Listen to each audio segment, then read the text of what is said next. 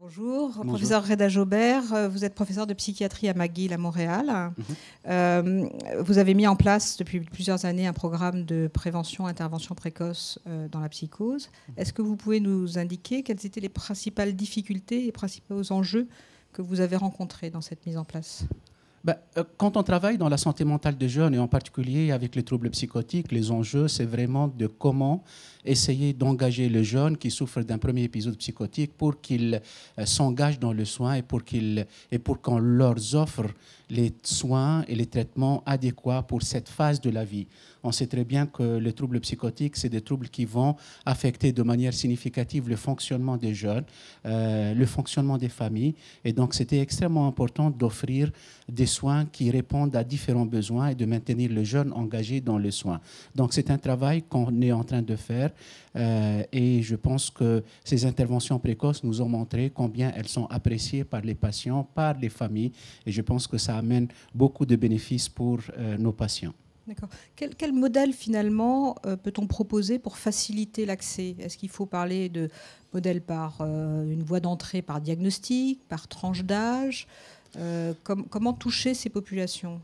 Écoutez, nous avons commencé à travailler avec les troubles psychotiques, mais on s'est aperçu que finalement, si on veut vraiment transformer la santé mentale des jeunes, les barrières diagnostiques sont aussi des barrières pour l'accès.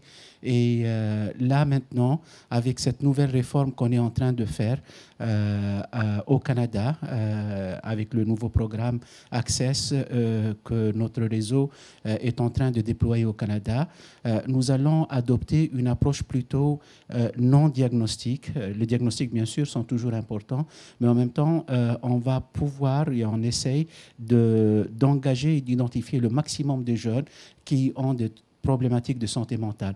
On sait qu'à peu près 20% des jeunes entre l'âge de 12 et 25 ans ont des problèmes de santé mentale qui impactent de manière significative leur fonctionnement. On sait aussi que la majorité des jeunes, à peu près 60%, ne vont pas avoir accès aux soins.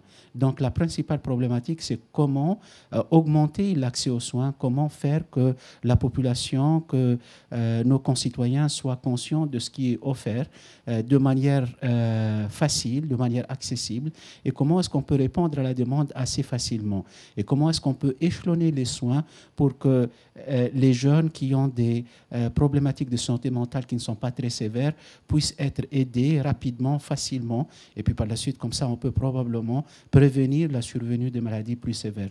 Et puis les patients et les jeunes qui ont des maladies plus sévères vont être acheminés à des soins plus appropriés et plus intenses. Et comment motive-t-on ces jeunes patients qui sont souvent pas très enclins à aller voir des médecins et encore moins des psychiatres ? Il va falloir faire beaucoup de travail de stigmatisation, d'information, d'engagement. Avec les familles, avec les patients, il faut également quelque part sortir du modèle institutionnel. Il faut probablement créer des structures qui sont ce qu'on appelle en anglais youth-friendly, donc qui favorisent l'accès jeunesse. Un jeune n'a pas envie de venir dans un hôpital psychiatrique qui soit appelé Sainte-Anne, Razy ou bien l'hôpital Douglas. Un jeune pourrait probablement plus être accessible si on va le rencontrer dans une structure jeunesse. À votre avis, aujourd'hui, est-ce qu'on est en mesure de prévenir l'apparition de ces pathologies sévères qui peuvent toucher le jeune adulte ? Moi, je pense qu'on peut au moins influencer le cours de ces troubles psychiatriques. Probablement, on ne peut pas parler de prévention primaire dans le sens de la vaccination ou bien dans le sens d'une intervention neurobiologique qui va complètement arrêter l'évolution de ces troubles-là. Mais par contre, les interventions indiquées ou bien la prévention indiquée, c'est là où les personnes elles-mêmes sentent le besoin de consulter ou bien sentent un malaise. Si on fait des interventions indiquées avant l'éclosion de la maladie mentale, mais quand on voit qu'il y a des précurseurs de troubles psychiatriques, je pense qu'on peut probablement changer le cours de ces maladies-là. Il y a quand même des démonstrations assez intéressantes dans ces préventions indiquées, par exemple dans les troubles addictifs, qui ont montré une certaine efficacité.